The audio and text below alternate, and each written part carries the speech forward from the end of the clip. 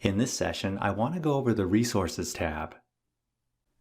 The Resources tab opens up a page of information hyperlinks that range from manufacturer templates all the way to electronic programming instructions.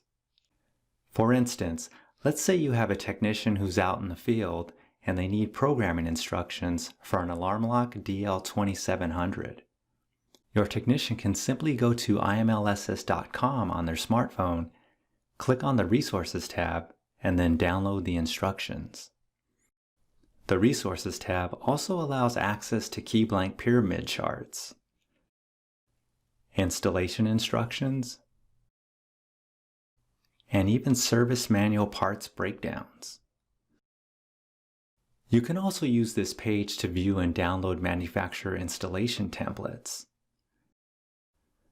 For job walks, you can also download and print this interactive door measurement form. We also have a hardware finish chart.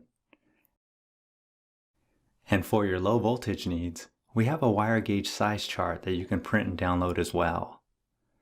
These are just a few examples of the many listed below, so feel free to explore your options, and thank you for watching.